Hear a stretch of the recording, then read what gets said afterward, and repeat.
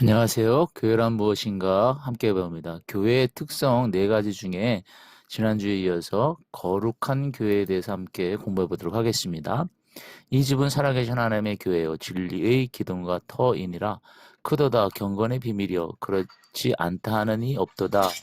디모데전서 3장 15절 16절 말씀입니다.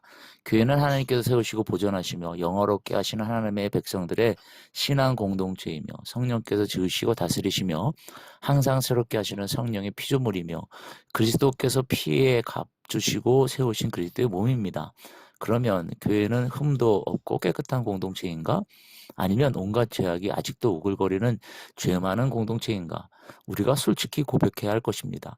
교회는 분명히 죄인들이 모인 죄인 공동체이죠. 그러므로 죄인 한 사람 한 사람이 가지고 있는 온갖 약점들이 모여서 온갖 불미스러운 일들이 일어나고 있는 것이 사실입니다.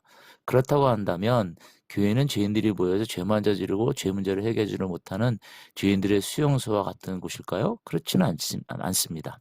교회는 죄인들이 모이는 곳이면 틀림없으나 죄를 미워하고 죄로부터 떠나고 죄 문제를 해결해 죄로부터 해방되고자 하는 사람들이 모인 공동체입니다. 그렇기 때문에 교회에서는 죄를 책망하고 죄를 회개하고 죄의 용서가 있어 죄의 문제를 근본적으로 해결해 나가는 거룩한 속죄의 역사가 일어나는 성삼위 하나님의 집인 것이죠. 그러므로 교회에서는 교회의 거룩성을 고집하면서 죄인들을 내어 쫓음으로 거룩한 교회를 만들겠다는 잘못을 저질러서는 안 됩니다.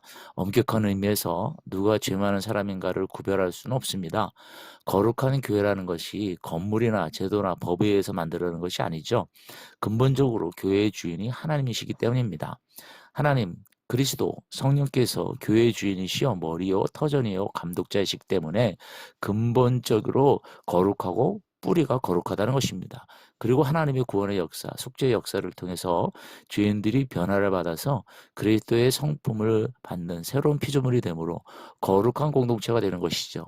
그렇게 되므로 교회라는 이 공동체는 세상 어떤 공동체와도 구별되는 하나님의 은총 아래에 있는 거룩한 특성을 가지게 됩니다.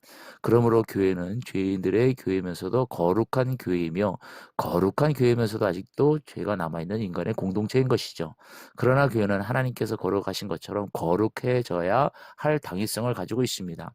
이러한 이유로 교회는 어떠한 박해 속에서도 굴복을 당하거나 파멸될 수 없는 끈질긴 영속성이 있으며 어떠한 죄악의 세력에도 감염되어 소멸되지 않도록 진리의 영께서 보존하고 계시며 교회가 아무리 잘못을 저지르고 상처를 입고 신앙이 약해지고 흔들린다 할지라도 교회는 변질될 수 없는 확실한 진리 위에 서 있습니다. 교회는 그리스도의 신부이며 그리스도의 양이며 하나님의 자식입니다. 교회가 아무리 잘못되어도 신랑이신 그리스도께서는 버리지 않으시고 목자이신 그리스도께서 포기하지 않으시며 탕자가 돌아올 때 기쁨으로 영접하시는 하나님께서 절대로 내어쫓지 않으시죠. 거룩한 교회가 이루어지기 위해서는 하나님의 은총과 성령의 역사를 전적으로 의지하는 성도들이 노력하면서 살아야 되는 것입니다.